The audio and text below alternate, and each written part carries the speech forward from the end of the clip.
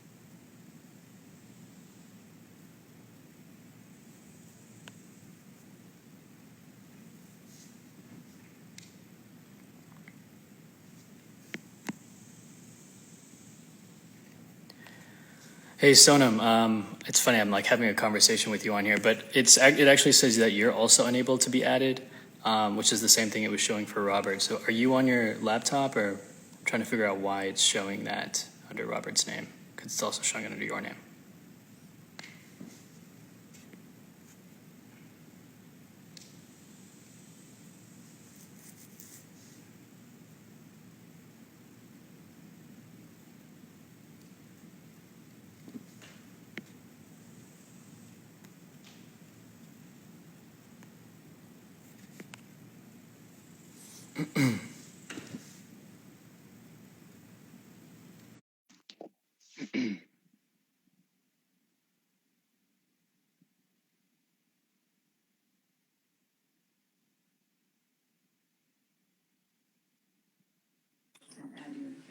I think you see Hey me there, now. there we go. Is that right? It's working. Yeah. Oh, perfect. Okay, Hey great. there. Thank you. Thank you so much. No problem. Sorry for the Sorry about that. confusion. Yeah, no, it's my fault. My No, fault. no, we should have tested it. But thank you so much. Where are you right now? I'm at home in my TV room. So, Nice. you know. In LA or Yeah, I live in Santa Monica, San Marco? Okay, cool. and this is where I spend a lot of my time during the quarantine watching old movies. So it's kind of Nice, my little place. So, you know, I nice. hang out here all the time. Where are you? I'm in Where, Dallas, Texas. oh, is that where you live? Yeah, it's where I'm from. I've been kind of working in India for the last year, so Okay. I'm kind of based out there. But because of the pandemic, I'm at home with my parents now. Are you where in India? I've been in Bombay for the last year, so. Okay. Do you know Sanjay Sami? No, I don't. Oh, he's best grip in the world. You got to get Yeah, Sanjay. And there's a gaffer named Mulchan, yeah, and I'm familiar with Mulchan. Yeah, yeah, he kind of is the head gaffer there. And then Sanjay is a grip I've worked with on numerous movies, and yeah, he's one of my favorite people. I love him. So those are two great guys. If you need a good grip, talk to Sanjay. I'm telling you, he's the yeah, best. You know. yeah. Good So to know. yeah, no, he's fantastic. So anyway, Well, thank you again for taking this time to talk to me and talk to everybody tuning in. no Um, problem. It's all good. yeah. So, guys, I'm going to turn the comments off. There's a question box in the bottom right. You can tap that if you want to ask a question, and at some point later on, we may get to some of those questions. Okay. And Robert, I'd like to start just from the beginning to understand some of your influences and to get a sense of how you see and where that kind of started for you. I know that you went to USC, but if Yeah. you could kind of share before USC, what kind of drew you to study film and to pursue filmmaking in the beginning? Well, when I was a kid, this was way before the internet, and a lot of of our modern conveniences. So going to the movies was a big deal, and I lived in a suburb of Chicago, and basically every Friday night, you would meet your friends at the movie theater. It was kind of a social thing. And in the process, it was more for me to see my buddies, and in the process, I saw a lot of great movies, learned.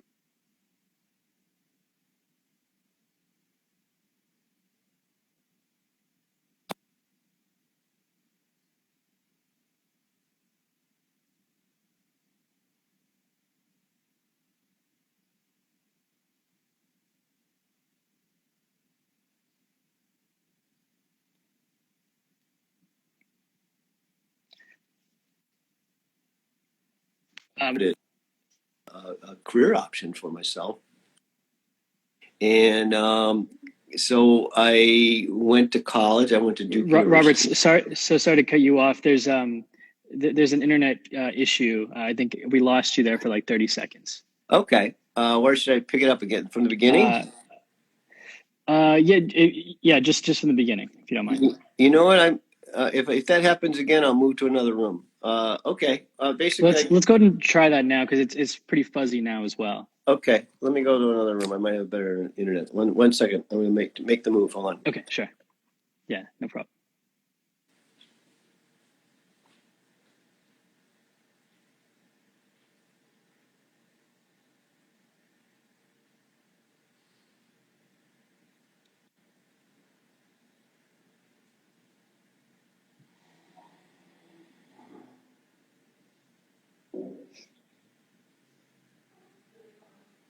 The internet doesn't work for them, so I have to move.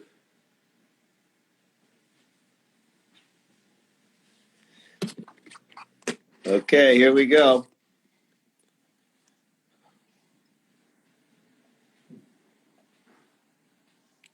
If we could keep everybody's as much off the internet as we could, that would help. Okay, here I am, another place. All right, we'll give this a try. Is it better? Yeah, it's much better. It's clear now.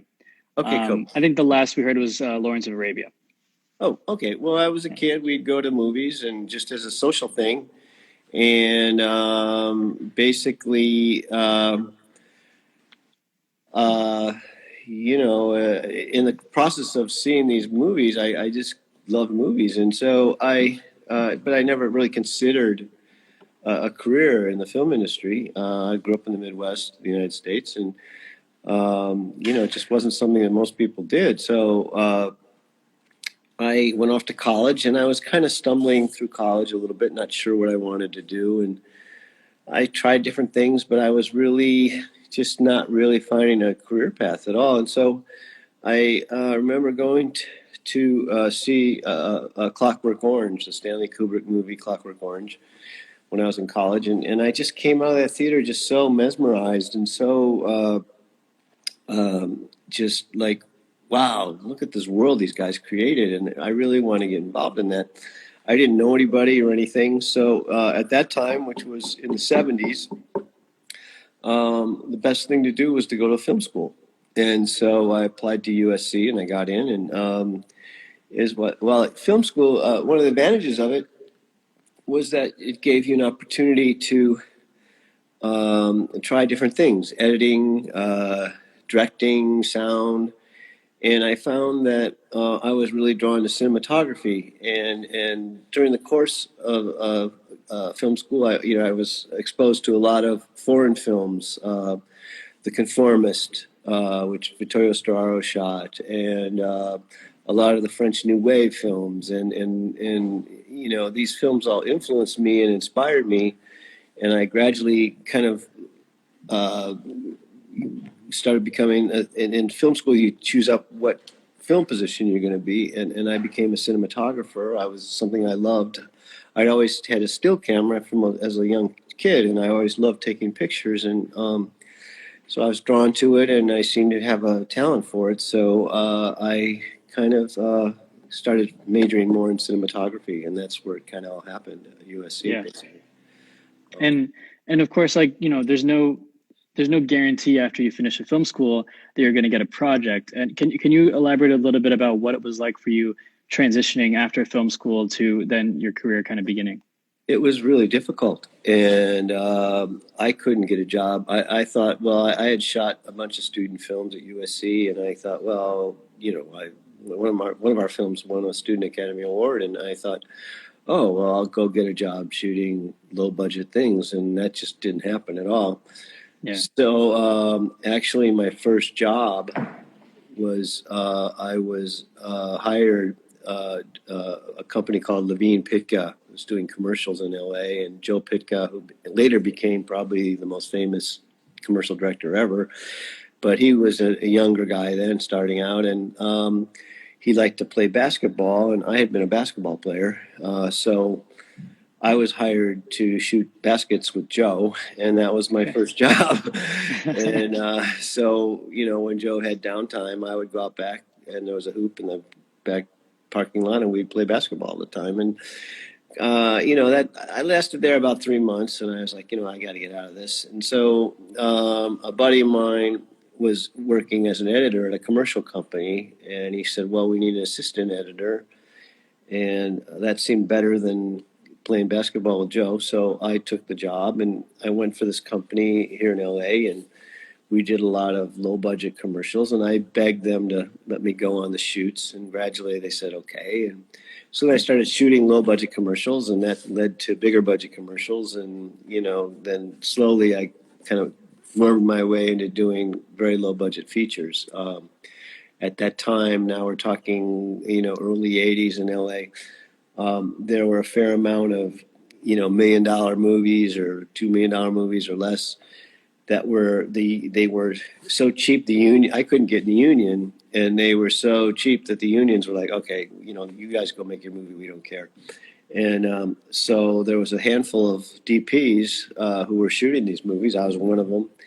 And it's funny because we'd go for the job interviews, you see the same guy sitting in the chair going in next for the interview after when you left. But so I shot a bunch of those low budget movies, and gradually one of them, Drugstore Cowboy, kind of hit, and people kind of noticed this film and noticed the cinematography, and that kind of helped me to move on to bigger and better films. So Yeah. that's it. And and your work on that film is incredible, and the naturalism with lighting and with the camera, and how you're sort of like there. You feel like you're a character, and you're kind of witnessing what these people are going through. Yeah. And of course, you've talked in the past about how Wes Anderson saw that film and wanted you for Bottle Rocket primarily because of your work on that film. Can you talk about after Bottle Rocket when you guys went on to do Rushmore? Because that seemed to be such a stylistic departure kind of from all the stuff we've seen from Wes Anderson. Can you talk about what that transition was like and what those conversations were like creatively for you guys to kind of go in that distinctively designed kind of zone? Yeah. Well, Bottle Rocket was Wes's first film, and he had made a short that I wasn't involved with, and I think it was a lot of obviously Wes had a plan for Bottle Rocket, and he plans everything out very carefully. But I think it was in many ways, you're making your first film. It was a learning experience for him, and obviously Wes is a very quick learner, and he learned a lot about how to make a feature film during that, and in the post production during the editing. We had always wanted to shoot anamorphic for Bottle Rocket, and the studio said, "Well, it's your first film, Wes. You can't shoot anamorphic." So they made us do a test. This before principal photography, and we took some scenes, and we got our actors, Luke and Owen and Bob, and we shot them in anamorphic, and we purposely made them very artsy and really cool shots. And then we would shoot them spherically, same scene, and I would kind of fudge on the lighting and make it a little messier. We made the frames a little more awkward, and we sent it to the studio, and the studio said, "Well, we don't see any difference. You have to shoot spherical," when it was so obvious to us that the anamorphic was better. So I think because of the success of Bottle Rocket West was able to shoot anamorphic, which is what he wanted, and I think he kind of now was starting to operate on all cylinders as far as creatively, and he had learned a lot on Bottle Rocket, and I think that he was applying all this knowledge to create the style of Rushmore, which was obviously a step in a different direction stylistically. So I think a lot of it came from what he learned on Bottle Rocket, and it became a much more stylistic piece, I guess you could say. Mhm. And for you, working in these different styles over the course of your career with so many different directors, what's that like, especially in prep, when even the way you prep with the director is different, not just the styles in which you work. Yeah. Well, every director DP relationship is different, and every director has a specific way they work. With Wes, it's a great deal of prep. I have more prep with him than anybody, and a lot of directors, want to leave a lot of these questions open because they want to not be boxed in. Like you go to a location and they don't want to commit to how they're going to shoot it because they want to get the actors in there and rehearse with the actors, and things change when the actors get there often, and they want to be able to, they're not committing, oh, I'm going to look this way, I'm going to look that way. They just want to be able to look any way they want and have total freedom, and I understand that. I totally understand that. But with Wes, it's a different process. He's very specific about what each shot is, and we go to all the locations with director's finders, with lenses. We choose the lens, we choose the height, we make notes of this. We shoot film, and we often take a film camera with us and a very small crew. It's usually Wes, myself, the production designer, the AD, maybe a producer or two, a couple PAs, and we just use our own people to block scenes, and we shoot it with the film camera, with no lighting, and just to get ideas. And it's a very kind of involved process with in prep with Wes. And then he makes what we call an animatic, which is like a little cartoon, a visual reference of how those shots are going to play, and he has someone else make this, and you see where the cuts are, and it's like a blueprint for how we're going to shoot the film, and we rely on this quite extensively during the shooting, and many times. While we're shooting, we come up against something. Wes pulls out his iPad and says, "Well, let's look at the animatic and see what we decided." And typically, we use that as our guide. And I would say a very, very high percentage of the movie is shot exactly like the animatic, except we're in a real location with real actors, as opposed to little, you know, animated guys. Yeah. So it's a different process with him. It's very like I could go to a location and he says, "I'm only going to see this way. I'm not going to see anything else." So the art department doesn't have to dress all that, and we don't have to light all that. And so it becomes a lot more streamlined. And I think in the end, it is financially, it costs less. His movies are made for a much smaller amount of money than a big studio movie would be made. Not only does he get his cast, but he's so specific about what the visuals are going to be that you don't have to worry about dressing the entire room and lighting the entire room. You're only going to see this one area, and it's a very efficient way of working. Right. Yeah.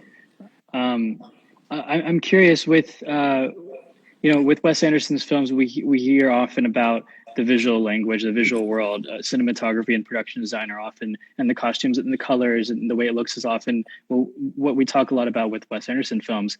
And I'm curious with like the Royal Tenenbaums in particular, and with even Rushmore. Like there are some deep thematic elements going on in these films that are relatively emotional and that are heavy. And when you're going with such a designed approach, are there ever any conversations about the inability to create something that people can connect to on an emotional level, on a personal level, because it is so designed or structured? Or was that something that evolved over the course of working with Wes, or did you ever have those discussions with him?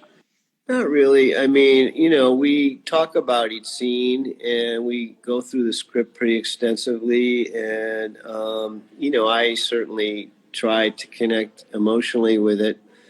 But many times, and you talk about the Royal Tenenbaums, Gene Hackman obviously would bring, and many times actors will bring an interpretation that I didn't see, and Gene Hackman's a perfect example, and that's why they're actors, and I'm a cinematographer, and so I mean, though Wes is very specific about the language, and I mean, Rafe in Grand Budapest is another example. They bring so much as an actor that those are things that I didn't see reading the script. And I've had that happen to me many times, not only with West movies but other movies. And I get so focused on the shooting and the shots and the lighting and everything that sometimes things slip past me that an actor I'll discover while they're doing the performance, which is one of the great things of my job is I operate, so I get to look through the camera and see these things. And I remember on Life Aquatic, if you remember the scene in the submarine, and Bill Murray's in the center with everybody, and he's kind of has a breakdown of sorts. He starts to cry, and I had I didn't expect this to happen. And I remember watching it through the camera, and I was kind of choking up, and I was emotionally moved by this performance that was something I didn't expect, Yeah. and so I think there are these kind of things that happen on the set that I didn't anticipate, for sure. Right. You know. Gotcha. With Grand Budapest Hotel and with with the Darjeeling Limited, for you guys going into India and Prague and Berlin, can you talk about the experience and the contribution of the place, and how that was, how that weaved into your prep process? Well, in India, particularly, it's so different for people from the United States. I'd never been there before. Wes had done extensive research traveling through India.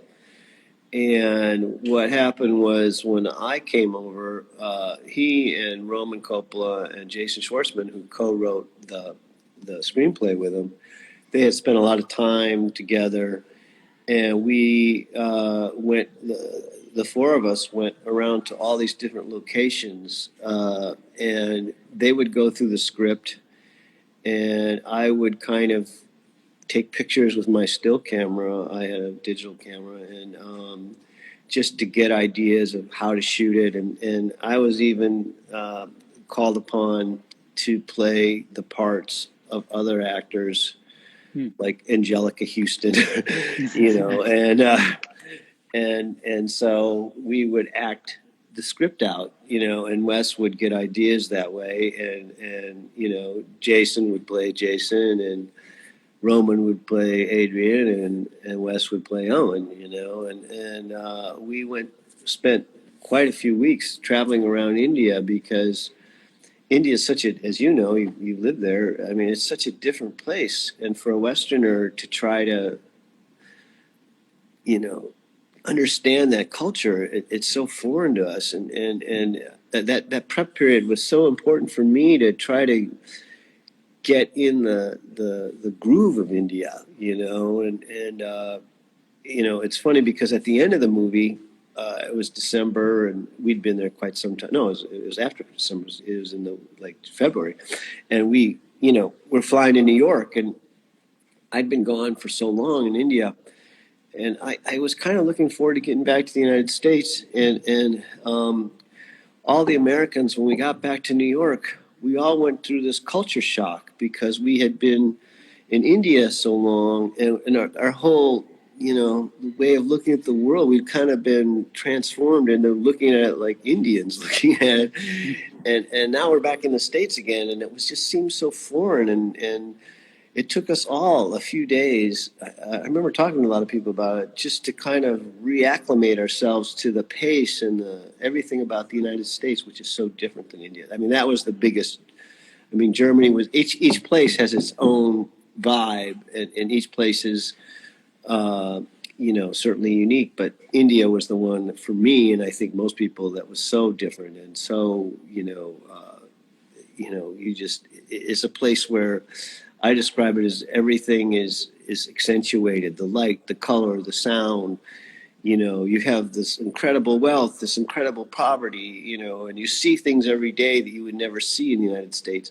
And it's just the colors, everything is just so vibrant and so amazing there. And it's just, if 10 is the top in America, India is like a 12. I mean, it's like everything is just so much accentuated there, I think. So, Yeah. you know, Did you find that what you saw there and those experiences kind of found a way subliminally in how you wanted to shoot, whether it was with light or color or any of those technical elements that just kind of came through naturally? I think so for sure, and certainly the light, which when you're outside, I can't control really too much. A lot of it was shot on the streets, and we go with what the light is there, and certainly the colors. And when our production designer Mark Freeberg was painting the train and controlling the train interiors, certainly the Indian lifestyle and the way things are done there had a heavy influence on us, and Wes as well. Obviously, he'd spent quite a bit of time there, so um, I, I I think it definitely. I mean, I'm not an Indian; they might disagree with me, but I think it definitely has a strong input on the visuals of that film, no question. Yeah. With the Grand Budapest, you guys worked with miniatures heavily. Can you talk about that collaboration and the process of how to kind of balance and integrate that within the world that you're creating live? I personally didn't shoot the miniatures. Okay.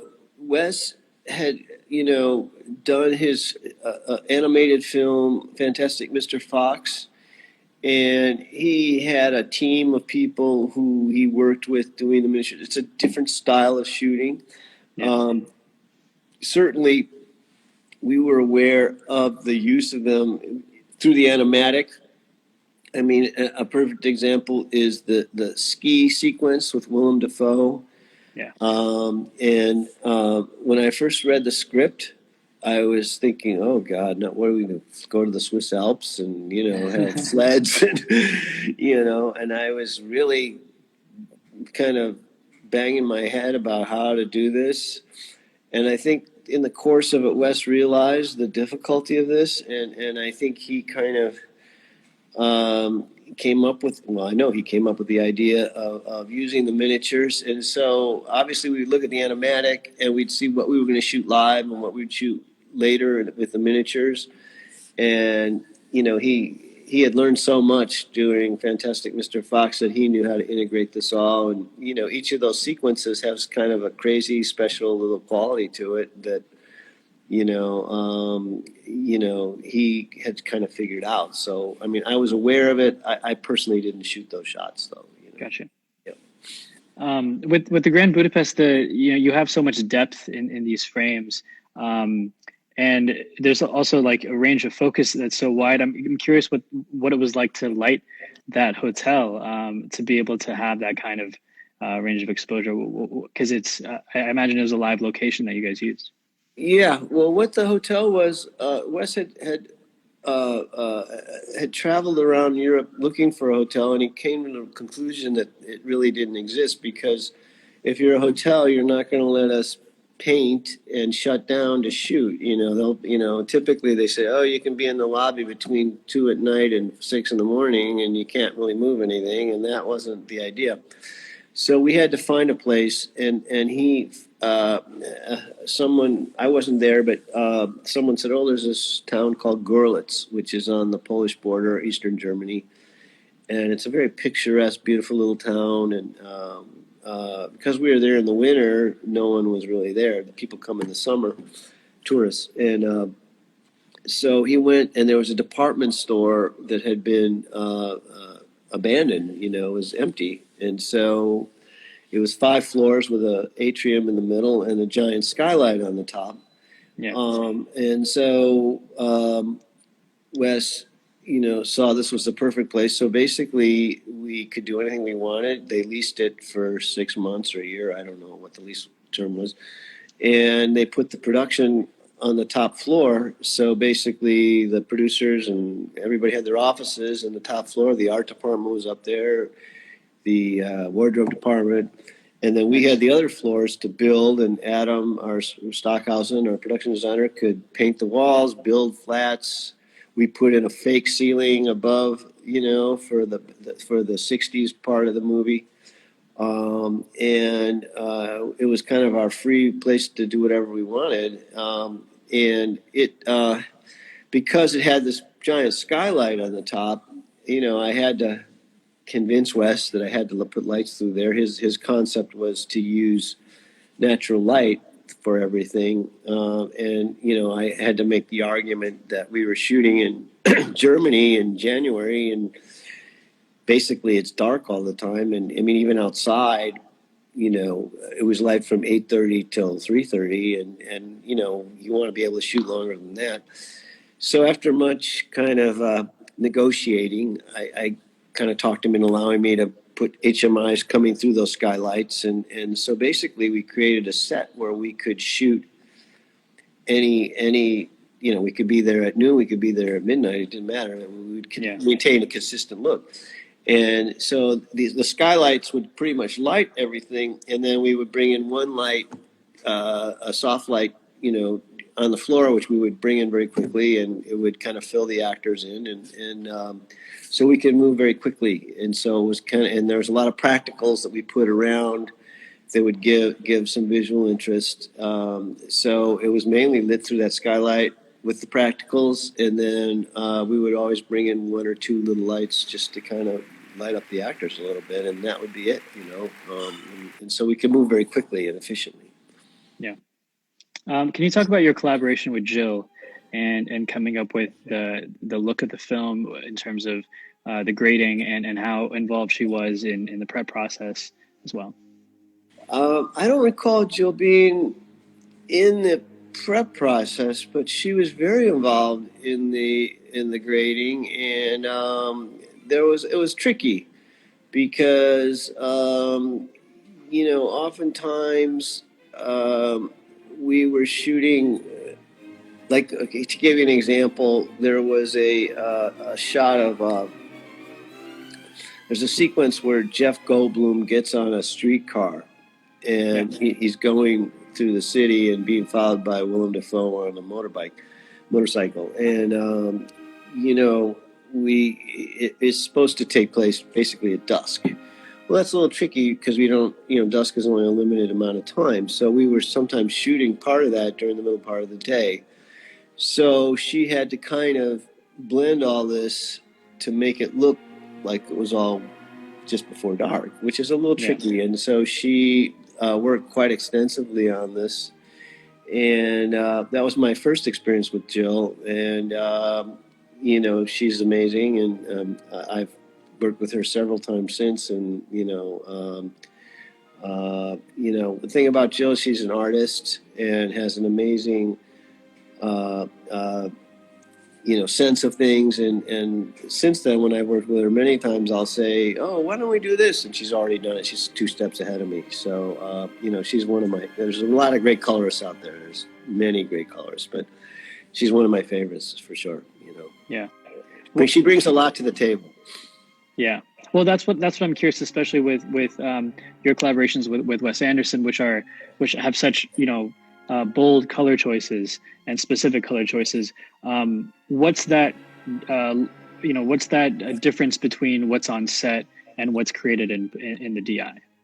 Well, we do a lot of testing, and like on Grand Budapest, we would Adam, our production designer, would paint flats different colors of that pink wall, for instance, different shades and different attempts, and then we would have Milena, our costume designer, bring us swaths of color, that we would put over someone's shoulder, and we slip it over them, and then we would line them up. I would try to recreate the lighting as best I could, the way it was going to be in the movie, and then we would shoot them against different colors of the wall, different colors of like the color of the jackets, that the concierge wears and things. I mean, that was a very specific thing, and so we did a lot of testing because sometimes on film things photograph a little differently than what it looks like to your eye. I mean, Yeah. dark blue or purple always is darker. So I'm always like in Rushmore, they brought the jackets and they were really dark blue.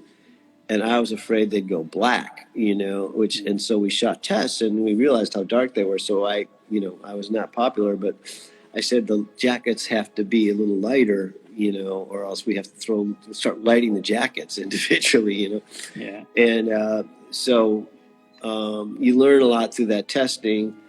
And certainly in post production, Wes likes to push the saturation levels, like on Life Aquatic. The color of the red hats is a perfect example. And, he likes to push it. And the colorist and myself are a little bit, oh, maybe we should pull that back, but he definitely likes to push it, and he likes to push it generally towards a warm look, and sometimes he will discover something in post playing around, like in Moonrise Kingdom. There's a sequence where the boy and the girl are up above the bay, and he gave it a very pink kind of tone to it that we hadn't shot. And he said, "What do you think of this?" I tried this, and I loved it. I thought it was fantastic, and so I said, "I like it. It's great," And so occasionally he plays around with something. He gets a wacky idea. Another example is Grand Budapest. There's a scene on the train towards the end that all of a sudden becomes black and white. Even though at that particular scene we'd shot in color, and he just got rid of all the color, and it just had it was kind of powerful, and all of a sudden you're cutting it as black and white, Yeah. I love that too, and so that was just an idea he got later. But generally we stick to what we shoot, and he does push the saturation in post for sure. Yeah. I mean, with Moonrise Kingdom in particular, it seemed like it had almost like a tint or like a warmer wash in comparison to there's still seems to be a balance in a lot of the other films where there's still like a white level. So what was that like designing that? Well, again, the costumes, the boys' uniforms and everything were very carefully, uh, uh, you know, tested, and we did a lot of testing with the colors on the uniforms. And then I think, in post, Wes did push it a little bit more towards the warmth. I mean, you have so much in today's world. There's so much control you have in post as far as Right. color, and I think that was something that he definitely pushed in that direction in post for sure. And Gotcha. yeah. Another thing that really stands out with your work is your amazing use of close-ups with wider lenses. Can you talk about the the reason for adopting that kind of technique, whether it's the depth in frame or the integration of production design within the frame and the quirk the innate quirk that it brings as well? I think it does. I've never been a huge fan of, just the eyes are in focus and everything else is just this blur. And I know it's very popular today, and a lot of people do it. I like to get a feeling of the environment, and I think, using the wider lenses helps you to do that. And we typically, with Wes, shoot with a little more depth of field. I use a little more light to, shoot a higher f-stop. It's just like, even in other movies, like in interiors, I try to light to a 4, if I can, you know. And a lot of people shoot it wide open, you know. But for me, I just don't like that look, you know. And it's just my way of thinking. And I think a lot of it started on Bottle Rocket because we kind of started shooting with a 27 millimeter lens the first day, and we did the wider shots, and then we moved into the close-ups, and we really loved the look of the 27. And Wes said, you know, why don't we just shoot the whole movie on the 27, which is pretty much what we did. We did shoot a couple of the close-ups of Lumi Cavazos, the actress. You know, when you get that lens that close, it's a little bit distorted, and it made her look a little silly. And I said, you know, can we go to the 35 on Lumi? You know, and we did a couple of times. But interesting story I could say now, when the studio saw that we were just shooting with one lens, the producer came to me and said, you can't do that. And I said, oh, what? And he said, no, you can't do that. You have to use other lenses. So we put on the camera reports 50 millimeter, 100 millimeter, and then a few days later he came to me and he said, so I saw you're using other lenses now. And I said, oh yeah, we got the 50 out, the 100, you know. It was all the same lens. It was a 27 mil, you know. So I would say 99% of the movie was shot with the same lens. So, you know, and I think, you know, Roman Polanski had done that on Rosemary's Baby with a 20, I believe, and we're not the first people who have done that. But, you know, it's an interesting idea. And so even when you go in for the close-ups, which is part of the reason I'm telling you this crazy story, is you are maintaining that kind of perspective, you know, and it gives a definite perspective and a feeling that you don't get if you slapped on a 100 millimeter lens and, you know, everything just got really blurry all around that person. It's a different feeling totally. So I think it's in many ways, it's more intimate in some ways. Right. Okay, there's a lot of questions that have come in that have come in here, so I'm gonna see if any of these are worthwhile. Okay.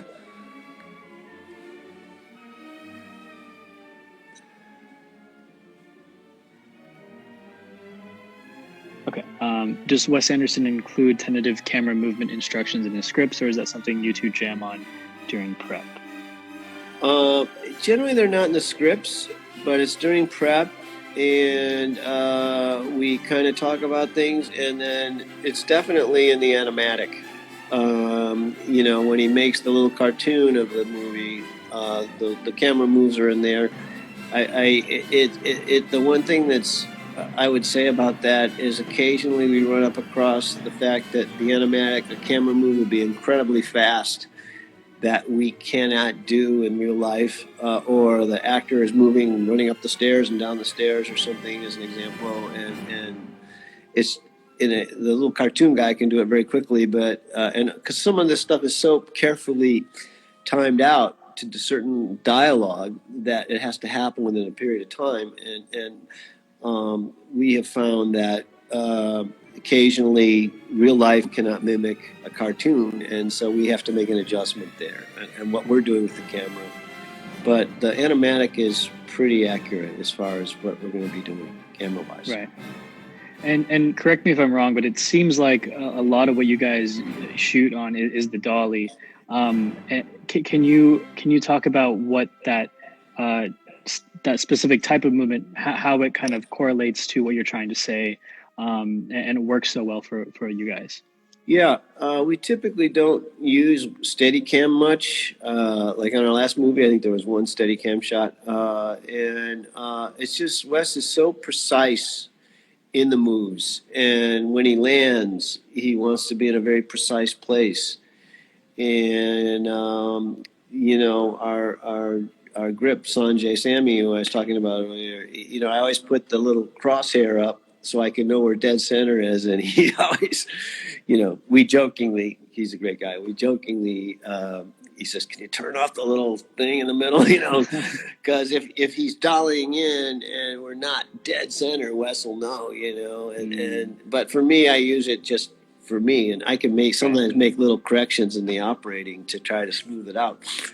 But he is so specific in what he does, and that you need a dolly and the precision of a dolly in order to achieve those shots. You cannot, Right. you can't get them off a Steadicam or even a crane, because even a techno crane, there's a certain amount of, moving up and down or things that happen in the course of the shot that, for Wes just doesn't work. So, Yeah. Gotcha. Okay, let me find another one here.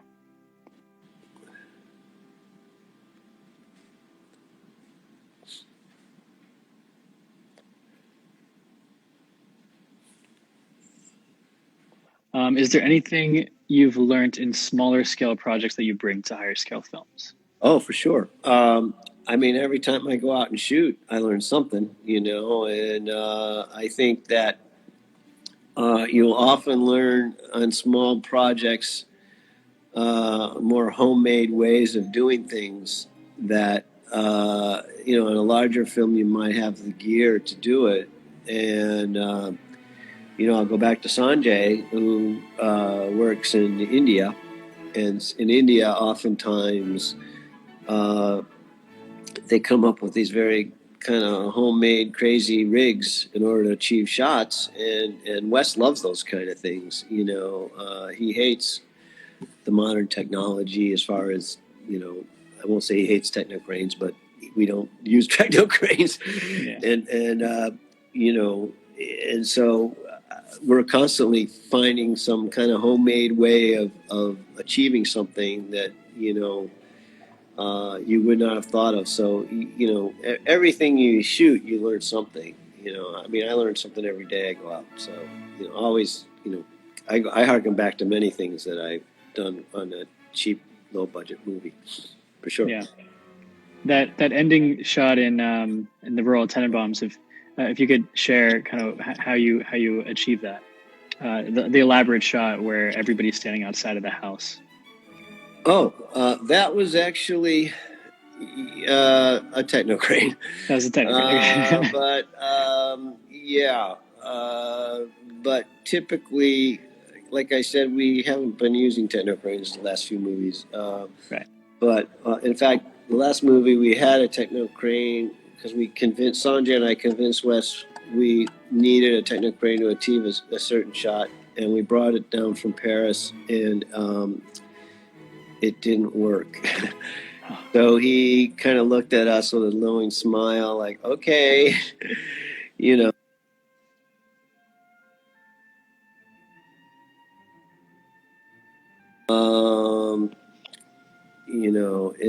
It's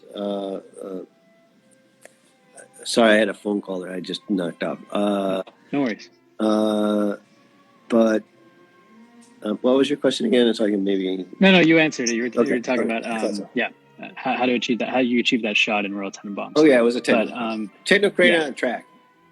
Gotcha. Okay, let's see here.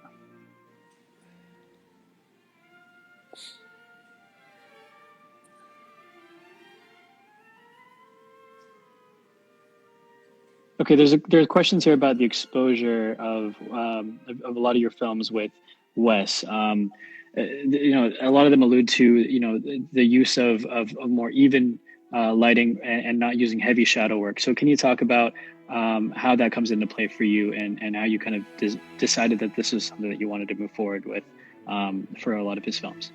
I think it's kind of something that he likes, and I remember on Royal Tenenbaums, when I read the script, I saw it as a much darker movie than it was. And I remember our first day, and I kind of lit it dark.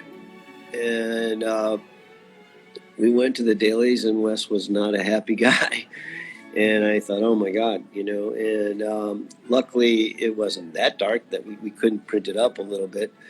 But, he said, we design all this stuff. I really want to see it, and so it was a very a learning experience for me in that, and he's right. I mean, his style is he likes that style of lighting. And on our last movie, we would frequently, if not all the time, he would say, what's your lighting plan? And I would tell him.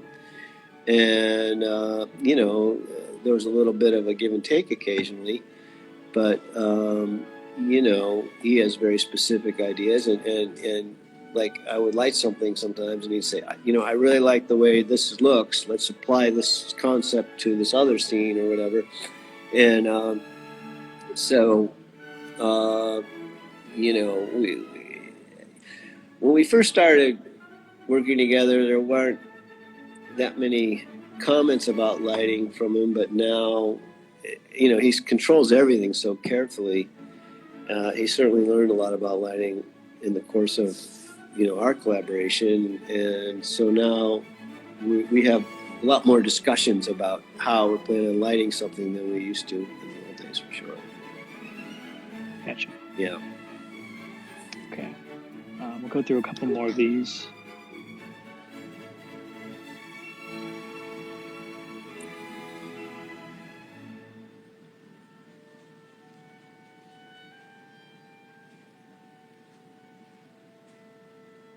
Okay. Do the actors feel restricted with the specific blocking and frames in terms of movement on Wes Anderson's films? I think the answer to that would be yes. I mean, he's very specific about where they're going to be, and for me, it's great because oftentimes on films, the director doesn't say anything, and actors will end up, blocking each other, and it gets kind of awkward. And then I always have to be the bad guy and say, "Oh, well, could you be a little bit more over there?" But Wes is so specific, and he often is cramming so many people into a shot, that they have to be pretty specific where they're going to hit. And he has no problem saying, Rafe, could you move like 3 inches to your, yeah, that's where you want to be, so he takes that upon himself to do it, which I'm happy, because it's always awkward for me to tell actors you got to move, but Right. I do it, but I don't like doing it. And so I think that for certain actors, like Rafe's an example, or Gene Hackman, they don't want a director to say you have to hit this particular spot every time. But I think they get on board with it after a while. They see that's the style that we're doing, and so they kind of get on board. But I think at first they're a little bit, wait a minute, now I got to stand right. Wait, that does, I want to be over there, not over here. Yeah. But most of the actors are on board with it. They get it, and so they accommodate him very willingly. Yeah. Okay, we'll take one more here.